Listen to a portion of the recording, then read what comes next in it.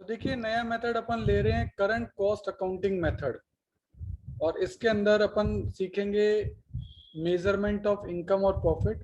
और इसके कई मेथड होते हैं, उसमें सबसे इम्पोर्टेंट है कॉस्ट ऑफ सेल्स एडजस्टमेंट, इसे शॉर्ट में बोलते हैं कोसा।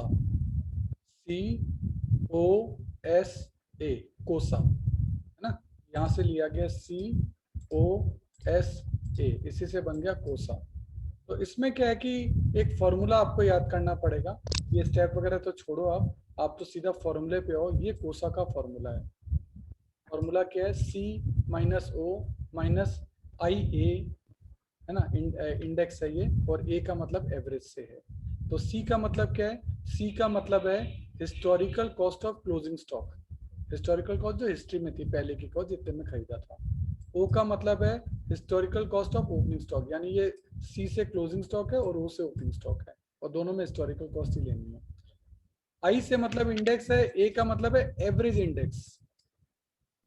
आई सी का मतलब है इंडेक्स ऑफ क्लोजिंग स्टॉक, और आई ओ का मतलब है इंडेक्स ऑफ ओपनिंग स्टॉक। इस तरीके से आप इन फॉर्मूले को जो है याद कर सकते हैं। ये इनकी शॉर्ट फॉर्म्स हैं, एब्रीविएशंस हैं। ये एब्रीविएशन आपको एग्जाम में लिख के आनी पड़ेगी कि भाई किसका क्या मतलब है, देन आप कोसा का फॉर्मूला लगा सकते हो। अब इसको यूज कैसे करना है वो क्वेश्चन मैं आपको बताता हूँ। इसके लिए अपन इलस्ट्रेशन नंबर 6 ले रहे हैं। You are required to calculate the cost of sales adjustment, कोसा करना है। और आपको दे रखा है हिस्टोरिकल कॉस्ट पे डेटा दे रखा है। ओपनिंग स्टॉक 1 लाख का और उसका इंडेक्स 200 है ना। तो ये IO हो गया आपका।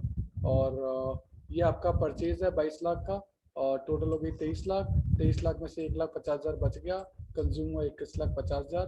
क्लोजिंग स्टॉक का इंडेक्स भी दे रखा है और परचेज का एवरेज इंडेक्स भी दे रखा है। तो तीनों इंडेक्स आपके पास हो गए। ये 3 इंडेक्स आपको चाहिए, ये तीनों इंडेक्स ये रहे। और आपको हिस्टोरिकल कॉस्ट चाहिए सी और ओ, तो ये भी आपको हिस्टोरिकल कॉस्ट भी दे रखी है, ये ओपनिंग स्टॉक की और ये क्लोजिंग स्टॉक की। तो पूरा आपको डेटा दे रखा है। ये स्टेप नंबर 1। स्टेप नंबर 2 में आप बिल्कुल मत उलझना, बेफालतू दिमागी खराब होगा। सीधा फॉर्मूला लगाइए, ये आपका कोसा का फॉर्मूला है। अब इस फॉर्मूले में एक एक चीज लगाइए। क्लोजिंग स्टॉक हिस्टोरिकल जो थी वो थी 1.5 लाख की, 1,50,000, और ओपनिंग की थी 1,50,000, 1 लाख की।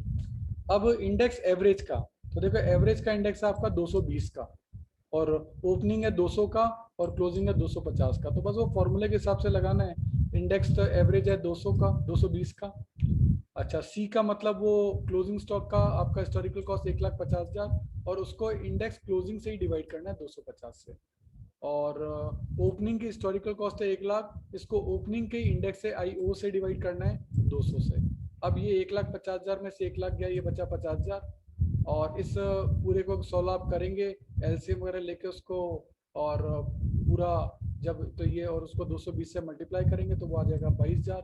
तो 50,000 माइनस 22,000, 28,000 जो है वो आपका कोसा निकल गया। कोसा का फुल फॉर्म ध्यान रखिएगा। कोसा का मतलब है cost of sales adjustment. Cost of sale जो अपनी निकली, ये कॉस्ट ऑफ सेल निकली है ना 21,50,000, तो ये उसका एडजस्टेड प्राइस निकल गया कि हाँ भाई ये 28,000 जो है वो आपका कोसा है।